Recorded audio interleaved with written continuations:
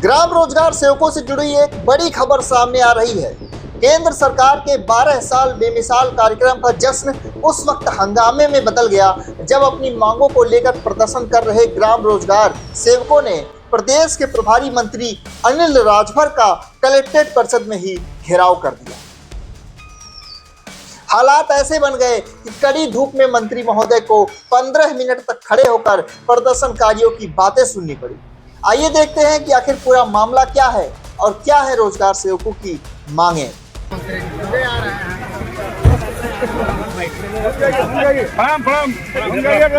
आप हमारे मंत्री हैं, हम लोग आपको ज्ञापन नहीं दे सकते हैं। हमारा दुख दर्द कौन सुनेगा? हमारे बच्चे भूखे मर रहे हैं, बच्चों का एडमिशन नहीं हो रहा है। ठीक है, सही है भाई, हम अधिकारी को देंगे, अपने मंत्री को देंगे। ठीक है सर, कंडीशन वो है कि बच्चों का एडमिशन नहीं हो रहा है। खुद लेने आ गए। जी हमारी बात सुनिए। आप पत्रक तो आप लोगों का मैंने दे भी दिया।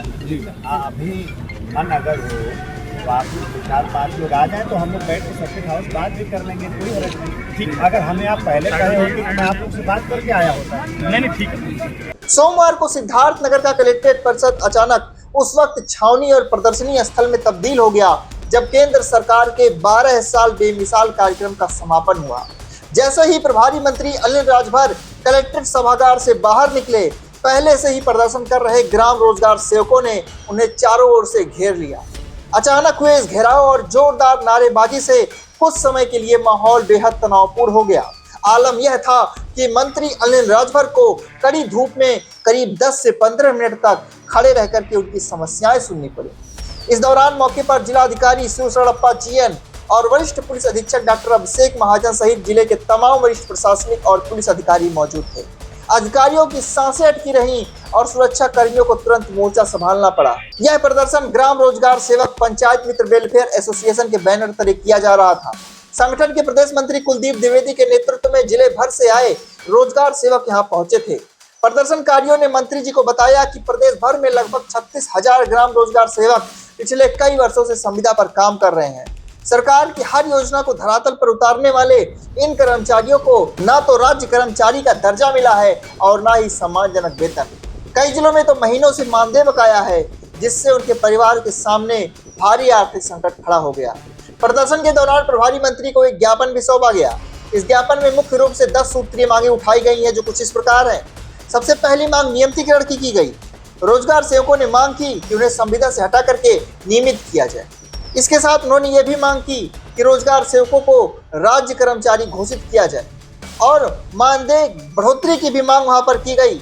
रोजगार सेवकों ने मांग की कि कम से कम 24,000 रुपए मासिक मानदेय सुनिश्चित किया जाए और महीनों से बकाया मानदेय का भुगतान किया जाए।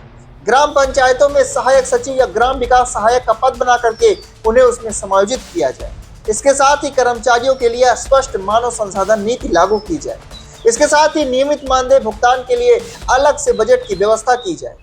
रोजगार सेवकों ने अन्य मांग भी की, जैसे स्थानांतरण नीति लागू करने के साथ आकस्मिक एवं चिकित्सा अवकाश और मृतक आश्रित को सेवा का अवसर दिया जाए। 15 मिनट तक धूप में घिरे रहने और ज्ञापन लेने के बाद प्रभारी मंत्री अनिल राजभर ने स्थिति को संभाला।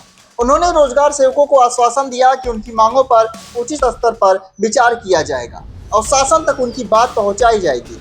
मंत्री ने संगठन के 4 से 5 सदस्यीय प्रतिनिधिमंडल को सर्किट हाउस पहुंचने का निमंत्रण दिया ताकि समस्याओं पर विस्तार से चर्चा की जा सके। इस ठोस आश्वासन के बाद प्रदर्शनकारी शांत हुए और अधिकारियों ने राहत की सांस ली। संगठन के पदाधिकारियों ने स्पष्ट चेतावनी दी है कि यदि जल्द सकारात्मक निर्णय नहीं लिया गया तो आगामी 1 जुलाई से आंदोलन और उग्र होगा। रोजगार सेवकों ने लखनऊ में विधानसभा घेराव के साथ साथ जवाहर भवन, इंदिरा भवन, भाजपा कार्यालय, चारबाग रेलवे स्टेशन और राजभवन के बाहर बड़े स्तर पर प्रदर्शन करने का अल्टीमेटम दिया है। उनका कहना है कि उनकी अनदेखी अब और बर्दाश्त नहीं की जाएगी। कलेक्ट्रेट परिसर में दिन भर इस घेराव की चर्चा होती रही। इस घटना ने एक बार फिर से स्पष्ट कर दिया है कि जमीनी स्तर पर काम करने वाले रोजगार सेवकों में भारी आक्रोश है।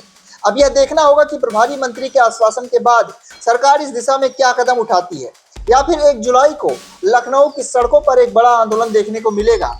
इस खबर पर हमारी नजर बनी रहेगी। इस वीडियो को ज्यादा से ज्यादा शेयर करें। बने रहें नेशनाउ के साथ। चैनल को सब्सक्राइब करें। मिलते हैं आपसे अगली अपडेट के साथ। तब तक के लिए आप सभी को नमस्कार।